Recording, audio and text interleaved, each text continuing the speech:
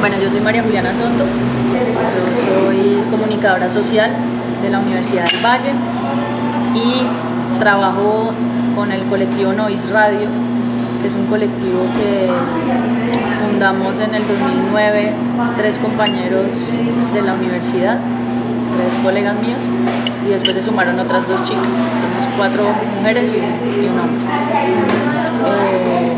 Somos todos comunicadores sociales, empezamos a encontrarnos con el sonido desde la radio, porque en nuestra formación profesional, académica, tuvimos un semestre de radio. El 5.º semestre de la carrera es radio en Univalle. Y para todos fue como un semestre muy trascendental, para todos los que al final terminamos haciéndolo de radio. Y fue trascendental porque en esa época había un grupo liderados por el laboratorista de radio, ni siquiera era un profe, era un comunicador que trabajaba en el laboratorio de radio, de audio, que es Mauricio Prieto. Y Mauricio empezó a reunir a la gente en torno a la idea de hacer un festival de radio llamado Oír Más. Y también la idea era que también fuera un grupo de investigación, bueno, como que darle un lugar a la radio y al sonido dentro de la escuela de comunicación. Yo estoy hablando del año 2007, por ahí, cuando internet apenas estaba empezando pues a ser una realidad para muchos, ya como en su vida cotidiana o para estudiar. Entonces empezamos a escuchar un montón de radios de Argentina, de España, de México, y a ver que la gente estaba utilizando internet para hacer radio. Porque nosotros queríamos siempre como, no, ¿y por qué no hacemos una radio de la escuela? ¿Y por qué no? Porque la radio de Univalle no nos gusta, entonces hagamos nuestra radio acá. Y pues como que estábamos todavía muy en el FM. Y cuando ya empezamos a conectarnos con esas otras radios que estaban en internet, dijimos, pues lo que hay que hacer es explorar internet. Entonces, bueno, hicimos como 3 o 4 versiones del festival Oír Más. La primera versión era Oír Más Radio Experimental, después fue Oír Más Radio Comunitaria. Bueno, como que fuimos encontrando como distintos caminos de la radio. Y Noise pues es como un hijito de ese parche, ¿no? Es como nació de ahí, nos encontramos después ya haciendo nuestro trabajo de grado y dijimos, pues hagamos algo de radio porque eso es lo que nos gustó más de todo este cuento de la comunicación, y nos inventamos este colectivo. La tesis era cómo hacer un colectivo de radio, más o menos esa era la tesis, y en un contexto ya digital. ¿Era una tesis grupal? Era una tesis, sí, éramos 3. En un contexto digital, en un contexto de cultura libre, porque también nos empezamos como a dar cuenta de que estas radios que a nosotros nos gustaban licenciaban sus contenidos, los ponían libres para que uno los pudiera poner a sonar en su propia radio. Entonces como que entender todas las dinámicas de lo legal que atraviesa la producción de contenidos también fue como una parte importante de nuestro trabajo. Y pues pusimos en ese papel como la propuesta de lo que nosotros nos imaginamos que podía ser un colectivo de radio, un colectivo de comunicación enfocado en radio. Y desde entonces empezamos a trabajar como siempre en grupo, como tomando decisiones de manera horizontal, con unas dinámicas de lo colectivo. Cuando ya se suman nuestras otras 2 compañeras que también habían hecho una tesis muy enfocada en sonido, que además eran pues muy amigas nuestras, que no, pues empecemos a hacer cosas. Siempre lo cuento y creo que es importante porque creo que Noise también nace de esas iniciativas y ese amor por la radio y por el sonido, pero también nace porque nuestro panorama laboral cuando salimos de la universidad era bastante precario. Entonces dijimos, pues si estamos teniendo trabajos que no nos gustan o haciendo pues como lo que hay que hacer, pues hagamos de noche y en los fines de semana hagamos lo que nos gusta hacer. Entonces como que en esa relación de compañerismo y también de buscarle la comba al palo, decir, bueno, pues es que acá en ese trabajo me están pidiendo cosas que yo no aprendí en la universidad, digamos, que eran nuestros trabajos. Los primeros trabajos de todos casi todos fueron como en temas organizacionales, y la particularidad de la Escuela de Comunicación es que está dentro de la Facultad de Artes de la Universidad del Valle. Entonces esa conexión con las artes es muy fuerte porque pues, hacemos parte de la Facultad de Artes. Entonces todos nuestros acercamientos al periodismo o a la investigación están atravesados pues, por las artes. Y nosotros nos dimos cuenta de eso cuando salimos a enfrentar el mundo laboral. Claro. Y a decir, pero pues nosotros somos artistas y nos están pidiendo un montón de cosas que no sabemos hacer. Y empezamos a trabajar en Nois Radio pues para hacer lo que nos gustaba y lo que sentíamos que sí hacíamos bien. Y ahí después tenemos un encuentro muy bonito con Lugar a Dudas, que es un espacio pues, para Cali muy importante. Nos invitan a que hagamos una muestra de paisajes sonoros. Y nosotros pues no teníamos ni siquiera nuestro primer paisaje sonoro hecho. Entonces lo que hicimos fue una convocatoria para invitar a otra gente y empezar a conocer también a quién le interesaba este tema de los sonidos, del sonido, de lo radiofónico, del paisaje sonoro, que era como un tag que estaba súper en boga, eso es como 2009, 2010. La gente del arte nos pide paisaje sonoro a nosotros. A Lugar a Dudas nos dice hagan paisaje sonoro porque nosotros, creo que fue porque uno de nosotros trabajaba en Lugar a Dudas. Entonces el cuento era una exposición que se llamaba Califilia, Califobia. Entonces todo era en relación, un proyecto de Lugar a Dudas, era todo en relación al odio y al amor que suscita Cali. Entonces lo exploraron desde diversos formatos y cuando llegaron al audio dijeron, no, y pues ¿qué hacemos con sonido? Que no sea música. Entonces, pues mi compañero que era el que trabajaba dijo, no, pues yo creo que nosotros podemos armar algo de Nois Radio. Ay, que es Nois Radio, no, pues un colectivo que está empezando y nos interesa el paisaje sonoro, nos interesa la radio experimental, puras categorías que apenas sí entendíamos, ¿no? Y entonces hicimos esa convocatoria, llegaron como 6 paisajes sonoros, que eran muy poquitos, pero igual nos sorprendió que llegara algo, porque pues, no sabíamos que la gente estaba realmente interesada en eso. Pero más allá de que nos puso como en el mapa de gente en Cali que estaba trabajando con sonido, esa experiencia nos permitió inventarnos nuestro primer paisaje sonoro, crear nuestro primer paisaje sonoro sobre Cali, que se llama No importa, la abuela es sorda. Y nosotros ahí mezclamos entrevistas, mezclamos paisajes, grabaciones y como del paisaje de la ciudad, ficción, y eso se presenta en una especie de performance en vivo. Entonces ahí ya es como, ese momento es como fundacional para lo que siguió siendo como explorar con formatos que tienen mucho que ver con sacar la radio de la cabina y hacer una radio que se vea, una radio performance, y jugar con esta idea del paisaje sonoro como una excusa para conocer el entorno, para conocer la ciudad, para salir a la calle, para caminar, y así nos inventamos talleres, derivas, y hasta mi tesis de maestría tiene ya como que darle las gracias a esos primeros intentos de esos años, porque al final han sido como un montón de tiempo como no es perfeccionando, pero sí es como trabajando en esas ideas de exploración con el sonido y la radio. Es que si me preguntas cómo mi relación con el sonido, es una relación que está atravesada por la idea de que hacemos radio. Estamos encantados con internet y no teníamos mucha plata para hacer ese festival, entonces hicimos muchas videollamadas con gente que hacía radio en Argentina, en esos 3 países que tenemos, en Argentina, España y México. Eran radios como FM La Tribu en Buenos Aires.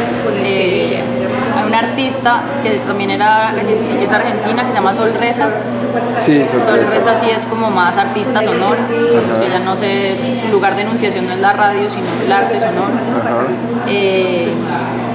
Hablamos ahora ya no me acuerdo, pero era más gente que estaba como desde la radio, experimentando con la radio. Entonces vinieron a Cali No, los llamamos por Skype. Algunos vinieron, otros no. ¿O enviaron obras o algo así? ¿O qué? No, era más como un festival que los formatos eran como conversatorios y charlas. No había como una muestra. Okay. Era más así como de charlas. O sea, era todo por radio, básicamente. Pues teníamos un espacio físico donde nos encontrábamos. Una vez lo hicimos en la biblioteca departamental, otra vez lo hicimos en la universidad.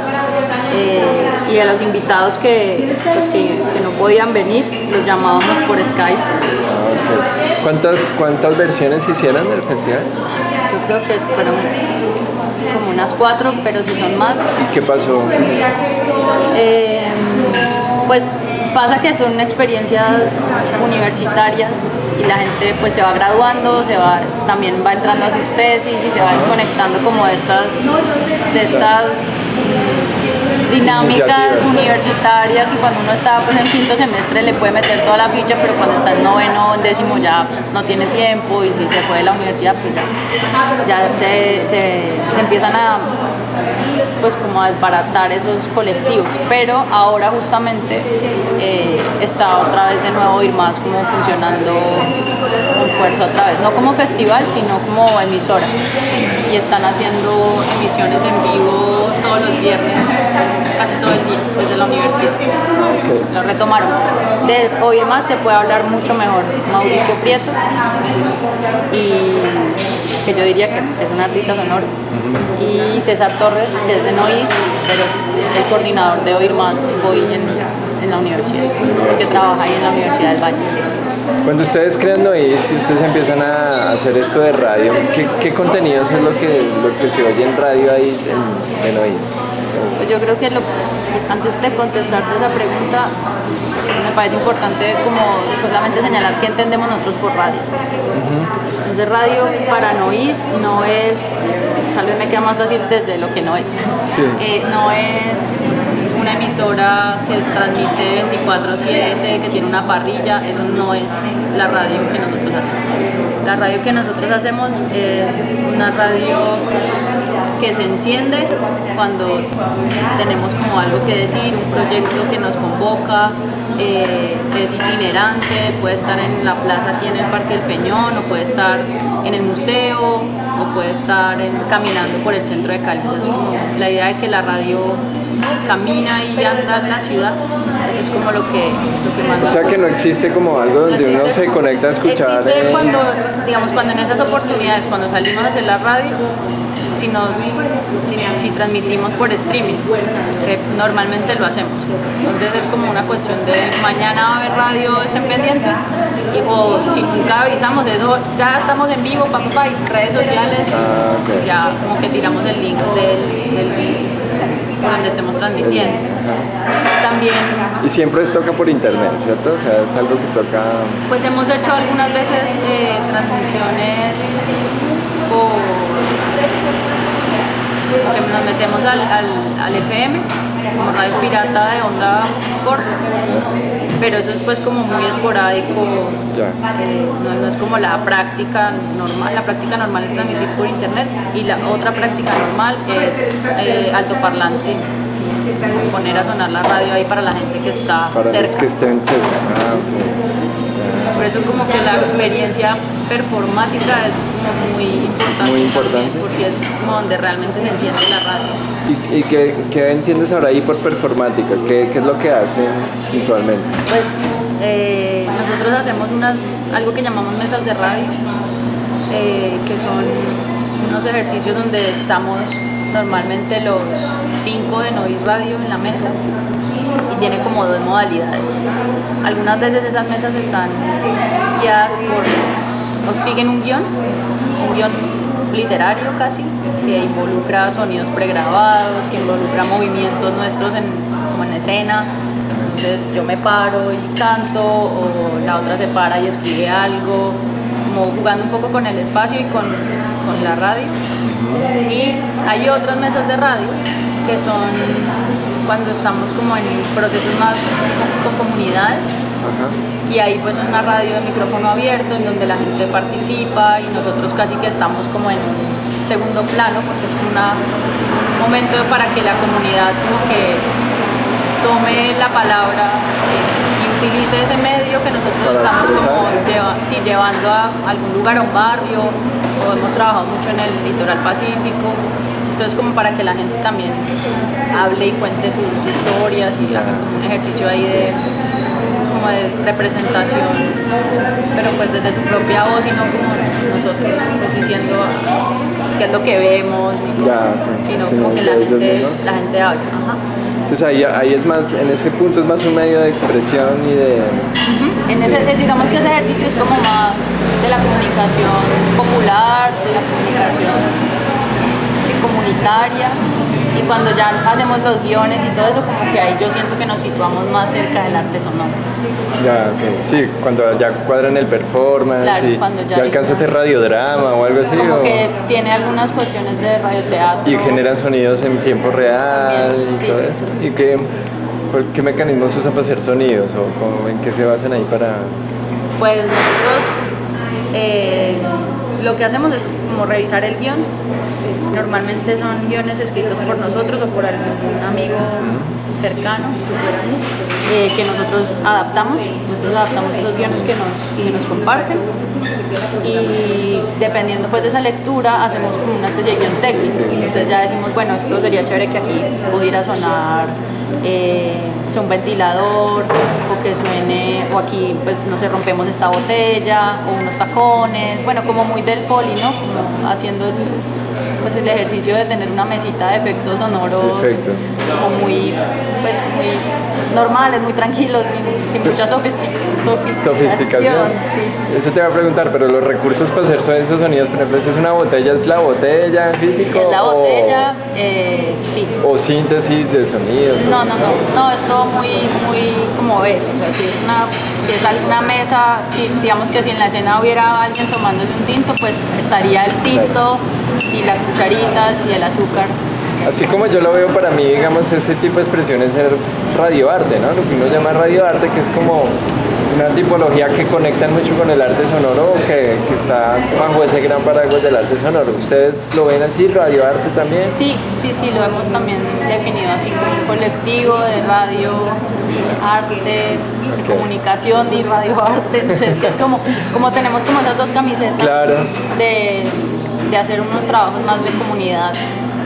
Y tenemos esta otra como esta otra camiseta de, bueno, acá va a haber un performance, va a haber un público, hay como unos detalles mucho más cuidados, ¿no? Porque lo otro es muy del lugar en donde estamos, de los recursos con los que cuente la comunidad, porque tampoco nos gusta llegar como con el gran aparataje pues tecnológico, que ni siquiera lo tenemos nosotros, pero digamos que si lo tuviéramos, también nos gusta como que la gente sienta que puede hacer la radio cuando nosotros no estemos.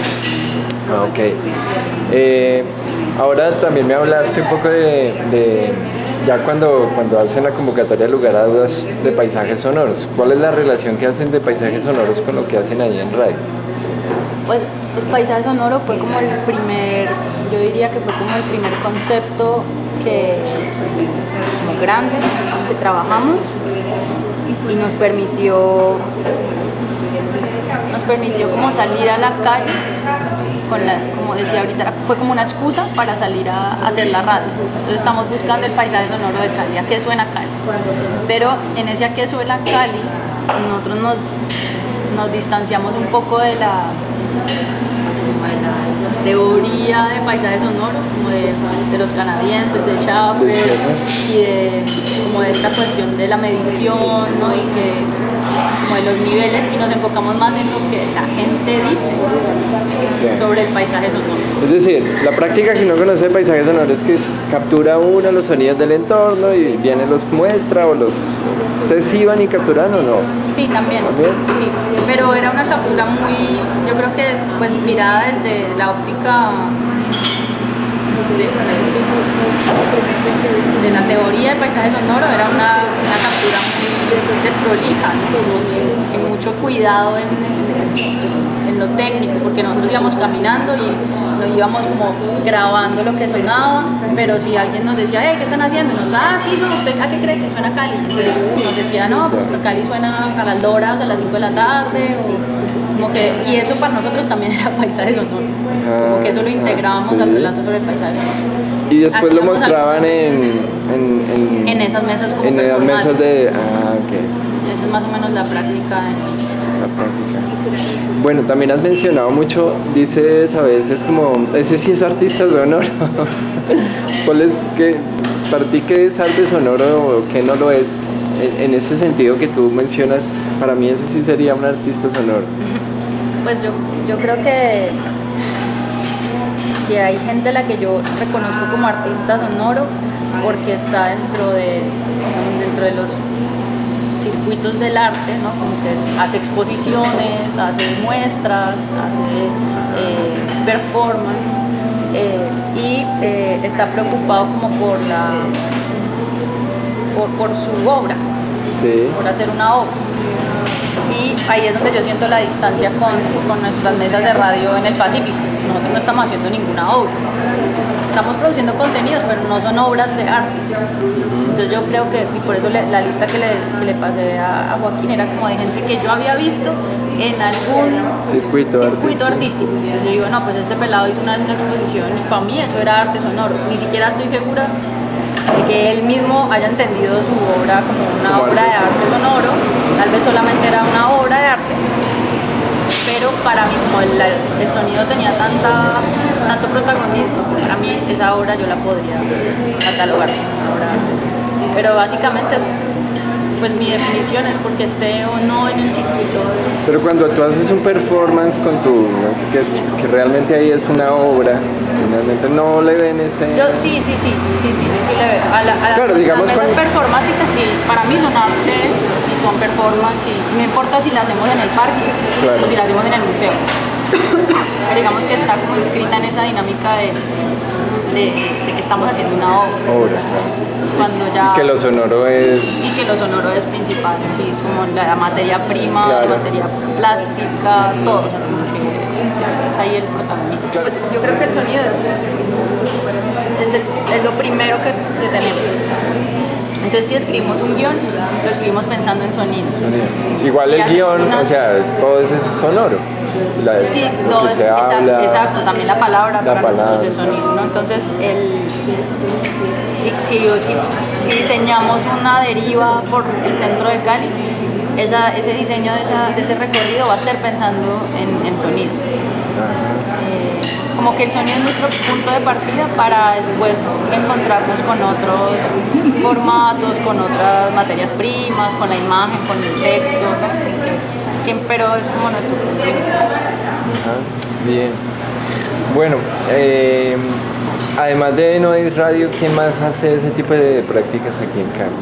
¿Quién más hace aquí? Pues nosotros... Alrededor de la radio. Sí, nosotros justamente haciéndonos esa misma pregunta, en el año 2012 nos juntamos varios colectivos e individuos que estaban haciendo cosas similares, que veíamos que salían a hacer derivas o cartografía social, identificaban sonido. Entonces, no, pues estos manes están haciendo algo parecido a nosotros, o a estas chicas. Y nos juntamos a hacer un colectivo de colectivos que se llama Radio Relajo. Y la Radio Relajo pues es como, también fue como una idea de un festival, de hacer un festival de radio, pero un festival que durara todo el año. Porque cada vez que encendíamos los micrófonos estábamos en festival. Eso del festival era autogestionado, o sea, no tenía ningún patrocinador detrás, entonces era simplemente ponerla, ¿sabes? Como la banderita de estamos en festival y ya, estamos en festival. Y Radio Relajo fue muy chévere porque pues, nos permitió como compartir no solo como las ideas que teníamos por ejemplo, sobre Cali, sobre el paisaje sonoro de Cali, sino también explorar más herramientas tecnológicas, inventarnos como otros nuevos dispositivos sonoros. Entonces nos inventamos con la Radio Relajo una cosa que se llama la Radio Chaza. La Radio Chaza pues como que toma como punto de partida esta idea de la chaza, ¿no? Del vendedor callejero que vende chicles y cigarrillos y que está caminando, ¿no? Que no tiene un puesto fijo, tiene como una canastica así que se pone acá. Entonces en esa Radio Chaza iba un computador, iba una antena, porque es así, a veces hacíamos lo de meternos al FM, iba una cuestión para conectarse a internet y salíamos caminando todos, somos como 12, salíamos a caminar por el centro los 12 con diferentes excusas, como hoy es el día de la radio, entonces vamos a caminar el centro de Cali. Hoy hagamos una deriva para buscar. Una vez andábamos con un artista italiano, un artista sonoro italiano, y nos fuimos a buscar una sombrerería italiana muy famosa de Cali, entonces nos fuimos con él y le preguntamos a la gente por la sombrerería, y entonces llegamos allí y hicimos como una entrevista a la gente con ese artista ahí presente. Y esa radio chaza después se fue como transformando en otras cosas a medida que, es mejor dicho, como que con la radio chaza nos dimos cuenta de que la radio tenía que tomar distintas formas, que no siempre se podía ver igual, porque no siempre íbamos ni a querer hacer lo mismo, ni a tener las mismas condiciones técnicas. Entonces, después estuvimos en el Sonema. Sonema abrió una convocatoria para hacer la residencia en Cartagena, y Radio Relajo se la ganó, y entonces en Cartagena, por ejemplo, no hablábamos de Radio Chaza, sino de Radio Chaza Picó.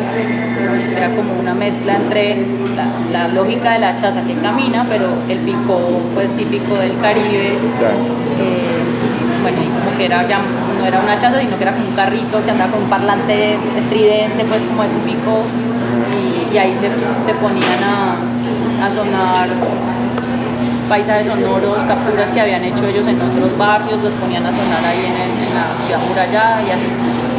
Y pues esa es como ese parche es muy bonito, el de Radio Relajo, porque sí nos permitió ver como que no éramos los únicos que sabíamos que no éramos los únicos que estábamos interesados, pero fue chévere como hacer una coalición ahí, como un encuentro de gente interesada pues como en estos temas. Yo ahí te podría decir que está como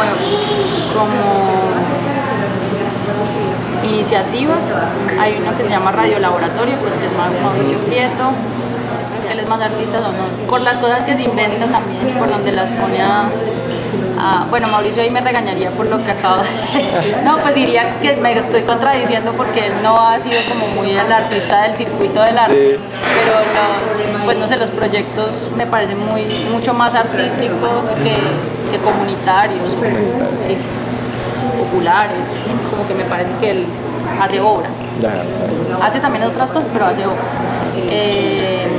Está Mauricio con su proyecto que es Radio Laboratorio, está otro comunicador que se llama Harold Pardey, que es el Sudaka Sound System, ya no me acuerdo cómo es que se llama el parche ese. Hay un colectivo que se desintegró que se llamaba La Enésima, pero como que se desintegraron como colectivo, pero todos siguen como respondiendo a cuando llamamos al Radio Relajo, llegan todos. Oye, ¿quiénes son los integrantes de Noise? Noise somos Natalia Santa, Stephanie López, Natalia Espitia, César Torres y César Torres. Que César trabaja en el laboratorio de radio hoy en día, o sea, como que él tiene el puesto que tenía Mauricio cuando nos inventamos Oír Más. César trabaja ahí, por eso te digo que es como un buen contacto para este tema de Oír Más, porque también están haciendo programas de experimentación sonora. Yo creo que hay artistas que trabajan con sonido, pero repito, no sé si se entienden a sí mismos como artistas sonoros. Yo diría que son los nombres que se me ocurrieron. Hay un chico que se llama Julio Giraldo, que a Julio le debemos que nos haya presentado el Noise por primera vez aquí en Cali. Tenía un colectivo que se llamaba, un grupo que se llamaba Dada Noise. Dada Noise era como súper legendario, como en 2005, 2006, por allá. Y ellos hacían Noise. Y Julio, pues ya como artista, como individual, ha tenido obras que para mí son arte sonoro. ¿Y dónde circula más ese Noise? Ese Noise tuvo un espacio muy chévere en Lugar a Dudas en un tiempo que se llamaba El Vestier, y era como era como los viernes por la noche, se hacían como unas fiestas y los músicos iban y pues, hacían noise muchas veces, otras veces hacían más punk o otro género, pero ahí se podía escuchar noise. seguramente hay otro, y seguramente Julio te podrá decir, no, estás loca, Juliana, o sea, ahí no era, ese era el que menos importaba, pues, porque yo también creo que eso se escucha en otros ambientes como más, sí, más alternativos o más alejados pues del circuito tradicional de música. Pues ayer hablamos con John Garzón, que también hace noise, nos habló de Julio también, pero no, nos habló de lugar a dudas. Ah, bueno, no estoy tan mal. Y sitios varios X. Sí, pero, había unas fiestas, ahí bueno. Pero bueno, pasa lo mismo, ¿no? Puede ser cualquier sitio que le abra un sí. espacio. Lugar a dudas, es que nosotros tenemos el coco rayado con lugar a dudas, claro, porque es que fue tan importante y se ha mantenido en el tiempo. Lo que pasa muchas veces aquí es que las cosas duran muy poquito. Claro. Por ejemplo, me acuerdo de Casamata. Casamata era también un lugar donde la gente hacía exposiciones colectivas, muy autogestionadas por los artistas. Una vez hasta estuvimos nosotros haciendo una mesa de radio ahí, pero pues se acabó. No tenía como ese músculo, ¿no?, que tiene lugar a dudas ya de estar posicionado a nivel nacional, a nivel internacional. Hay otro artista que trabaja hoy en lugar a dudas, que se llama Leonardo López. Y Leonardo López es artista visual de la Universidad del Valle, pero hizo una obra que se llama Plomo, que para mí era una obra sonora. Entonces, él me parece muy chévere para preguntarle si se considera o no. Y hay una chica que se llama María Ángela Méndez, no te la referenció aquí. Ella ha trabajado con sonido, ella es profe de ICESI también. María Ángela Ponte, ella pues también creo que ha hecho como una experimentación con sonido. Pero yo creo que sí hay como un interés por el sonido aquí en Cali que pues desde mi punto de vista se ha desarrollado más como en esta cuestión cercana a la radio y al radioarte. Ahora justo en la tertulia se acaba de terminar un proyecto que se llama Radiar Memorias. Ahí en la Casa Obeso. Ahí también son como los circuitos que mueven el sonido. Sí. Ahora el museo tiene a cargo una casa que queda pasando el río. Ubican el museo. Sí, la Obeso. La Obeso. Sí, yo estoy ahí enfrente. ¿Ah, sí? Sí. Bueno, la Obeso acaba de terminarse hace un mes una muestra de un trabajo de investigación que se hizo en Carare, en Santander, y era todo sobre archivos sonoros. Entonces como que invitaron a mucha gente a que trabajara con ese archivo. Entonces Nois hizo un taller de un día, otro escritor hizo un taller también a partir de lo sonoro. Se hicieron mesas de radio, o sea, como que ha cogido mucha fuerza esa idea de la radio que se enciende sin necesidad de estar transmitiendo por el FM. Entonces pues ahí está como moviéndose ese tema, y pues ahí entra como, a veces se cruza con la experimentación, a veces se cruza como con el paisaje sonoro. Pues ahí me parecen chéveres los diálogos entre arte sonoro y radio. Yo hice una investigación para mi tesis de maestría en la Nacional empecé con el cuento de paisaje sonoro, que ha sido como una excusa para hacer todo. Y la idea era investigar o descubrir a qué sonaba Cali en los años 90. Entonces para eso, para poder responder a esa pregunta, que pues no era difícil, pero desde lo que yo no quería trabajar con archivos, yo no quería trabajar, sino me quería como encerrar a buscar, a escuchar yo sola lo que pasaba. Le propuse a Nois Radio pues que metieran el cuento de la tesis conmigo, y lo que hicimos fue diseñar una metodología que está más pues como cercana a todas estas prácticas que te he comentado, de la deriva sonora, de la mesa de radio ficcionada. Y ahí como que con esa serie de ejercicios, pues la tesis al final terminó siendo una propuesta metodológica para visitar el espacio de los recuerdos, como para volver al pasado desde una indagación por lo sonoro. Entonces esa pues no se parece mucho a las investigaciones, no parece nada a las investigaciones que hace Joaquín, ¿no? Sí. Que yo no medí, yo no Sí. salí, me paré 5 veces en el mismo lugar, no para nada. Pero sí hablaba con la gente y a partir de sus recuerdos sonoros, pues pudimos como hacer esa, pues como una especie de mapa, ¿no? Para descubrir a qué era lo que sonaba y qué era lo que decían esos sonidos de la ciudad.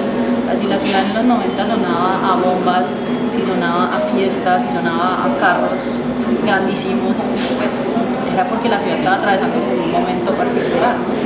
Era todo ya la última fase pues del narcotráfico en su apogeo, ¿no?